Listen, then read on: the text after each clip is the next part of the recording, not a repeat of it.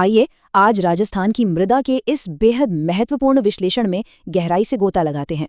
मृदा या मिट्टी सिर्फ धूल या रेत का ढेर बिल्कुल नहीं है, बल्कि यह वो जीवित आवरण है जिस पर हमारी पूरी कृषि और अर्थव्यवस्था टिकी हुई है।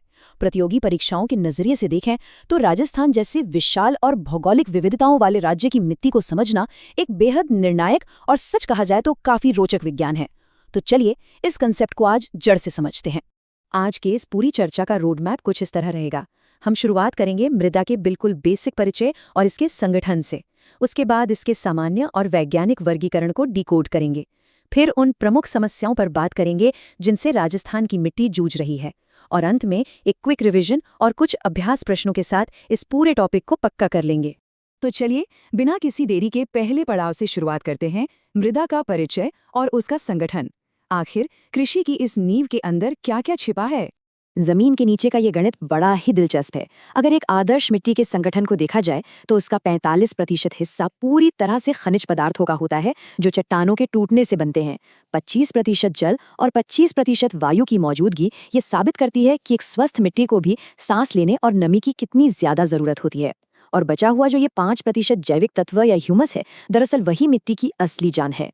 यहाँ सबसे बड़ा टेकअवे ये है कि मृदा सिर्फ कोई निर्जीव चीज नहीं है, ये एक अत्यंत गतिशील और जीवंत पारिस्थितिकी तंत्र है। इसका निर्माण कोई 1-2 दिन का काम नहीं है, बल्कि पृथ्वी की पपड़ी पर हजारों लाखों सालों तक हवा, पानी और तापमान के थपेड़ों से जब चट्टानें टूटती हैं, तब जाके ये जीवन देने वाली परत तैयार होती है। अब आगे बढ़ते हैं दूसरे हिस्से की ओर, मृदा का सामान्य वर्गीकरण। राजस्थान की भौगोलिक विविधता हमें रंग और क्षेत्र के आधार पर 8 पारंपरिक प्रकार की मिट्टियां देती है। अगर हम पारंपरिक वर्गीकरण के पहले 4 प्रकारों पर नजर डालें तो पश्चिमी राजस्थान की रेतीली मृदा राज्य के सबसे बड़े हिस्से पर राज करती है। उर्वरता कम होने के बावजूद ये बाजरा के लिए एकदम सही है। थोड़ा नीचे लूनी बेसिन में उतरें तो भूरी रेतीली मृदा मिलती है, जिसकी सबसे बड़ी खासियत फॉस्फेट की प्रचुरता है।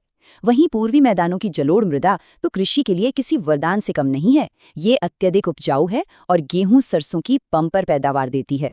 बाकी 4 प्रकारों में दक्षिणी राजस्थान की लाल दोमट मृदा काफी खास है, जिसका ये सुर्ख लाल रंग आयरन ऑक्साइड की वजह से होता है।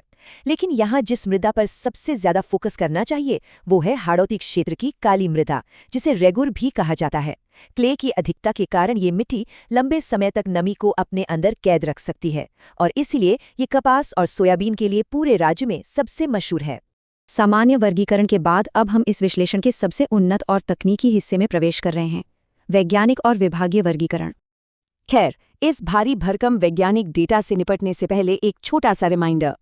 इस तरह की गहराई से शोध किए गए और परीक्षा उन्मुख विश्लेषण कभी ना छूटे, इसके लिए चैनल को सब्सक्राइब करना और हमारे टेलीग्राम ग्रुप से जुड़ना बिल्कुल न भूलें।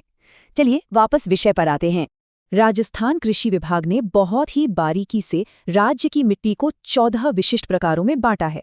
इस वर्गीकरण के पहले हिस्से में कुछ नाम बहुत बार पूछे जाते हैं, जैसे जिप्सी फरस मृदा का सीधा कनेक्शन सिर्फ बीकानेर से है। वहीं श्री गंगानगर में रेवेरीना और साइरोजम प्रकार की मृदा पाई जाती है।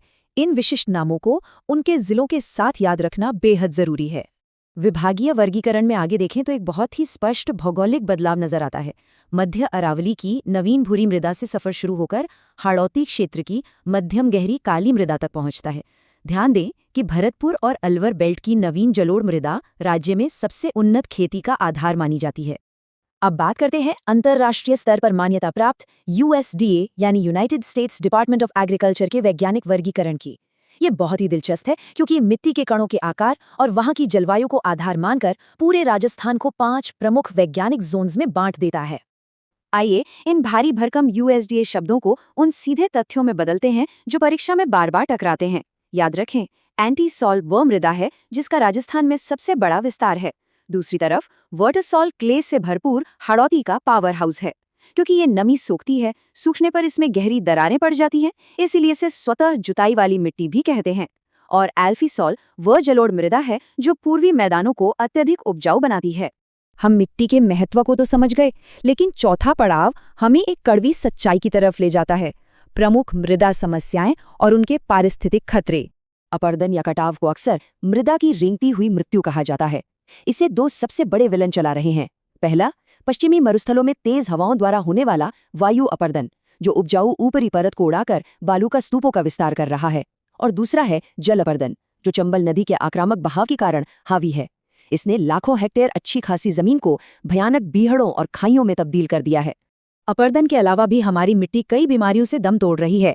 इंदिरा गांधी नहर के आसपास पानी के लगातार रिसाव से सेम यानी जल भराव की गंभीर समस्या पैदा हो गई है, खासकर हनुमानगढ़ के बड़ोपल में। अत्यधिक सिंचाई के कारण जमीन पर नमक की एक सफेद परत जम जाती है, जिसे लवणता कहते हैं। और हाँ, अगर आधुनिक अध्ययनों की माने तो राजस्थान की मिट्टी में जिंक और आयरन जैसे सूक्ष्म पोषक तत्वों की भारी कमी देखी जा रही है, जो सीधा फसल के उत्पादन पर प्रहार कर रही है। इस रेंगती हुई मृत्यु से निपटने के लिए हमें कुछ बेहद ठोस और वैज्ञानिक कदम उठाने ही होंगे। वायु अपर्दन को रोकने के लिए खेतों के किनारे पेड़ों की कतारें यानी रक्षक मेखलाएं लगानी होंगी। जल भराव या सेम की समस्या से जूझ रहे इलाकों में सफेदा या यूकेलिप्टस के पेड़ बहुत कारगर हैं। इसके अलावा क्षारीयता के जहर को काटने के लिए खेतों में जिप्सम का प्रयोग और मिट्टी की प्राकृतिक ताकत लौटाने के लिए फसल चक्र अपनाना समय की सबसे बड़ी मांग है। और अब आ गए हैं हम अपने आखिरी पड़ाव पर, क्विक रिवीजन और अभ्यास। चलिए देखते हैं कि अब तक सीखी गई बातें कितनी याद रहीं। ये बुलेट पॉइंट्स किसी ब्रह्मास्त्र से कम नहीं है, इन्हें बिल्कुल कंठस्थ कर लेना चाहिए। राज्य में सबसे ज्यादा हिस्सा एंटीसोल का है। वर्टिसोल कपास के लिए एकदम परफेक्ट है। लाल दोमट मिट्टी का रंग आयरन ऑक्साइड से आता है। सबसे ज्यादा हवा से कटान जैसलमेर में है और पानी से चंबल में। और हाँ, क्षारीयता का पक्का इलाज जिप्सम है, जबकि जलभराव का इलाज सफेदा है। तो चलिए एक छोटे से प्रश्न से परीक्षण करते हैं। USDA के वैज्ञानिक वर्गीकरण के अनुसार आर्द्र और क्ले युक्त हाड़ौती क्षेत्र यानी कोटा बूंदी के बेल्ट में कौन सा मृदा प्रकार हावी है? इन विकल्पों पर जरा गौर करें। बिल्कुल सही, इसका जवाब है वर्टिसोल। ऐसा इसलिए है क्योंकि हाड़ौती क्षेत्र की गहरी काली क्ले युक्त मिट्टी नमी को काफी लंबे समय तक रोक कर रखती है, जो इसे कपास और सोयाबीन जैसी व्यावसायिक फसलों के लिए राज्य की सबसे बेहतरीन मिट्टी बनाती है। अब आते हैं दूसरे सवाल पर, जो पारिस्थितिक खतरों से जुड़ा है। राजस्थान का वह कौन सा नदी बेसिन है जो अत्यधिक जल अपर्दन या अवनलिका अपर्दन के लिए कुख्यात है, जहां भयानक बीहड़ों का निर्माण होता है? इसका अचूक जवाब है चंबल बेसिन। चंबल नदी के बेकाबू और आक्रामक पानी के बहाव ने वहां की मिट्टी को इस कदर काटा है कि लाखों हेक्टेयर जमीन बीहड़ या खाइयों में बदल गई है, जहां सामान्य रूप से ट्रैक्टर चलाना या खेती करना लगभग नामुमकिन हो गया है।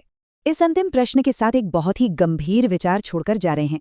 एक तरफ पश्चिम में मरुस्थल हवा के साथ आगे बढ़ रहा है और पूर्व में बीहड़ की खाइयां और गहरी होती जा रही हैं। ऐसे में जलवायु परिवर्तन के इस दौर में राजस्थान की इस जीवित त्वचा को रेंगती हुए मृत्यु से बचाने के लिए आधुनिक विज्ञान और हमारी पुरानी पारंपरिक पद्धतियों का तालमेल कैसे बिठाया जाए? ये एक ऐसा सवाल है जिस पर भविष्य के हर प्रशासक और योजनाकार को सोचना ही होगा।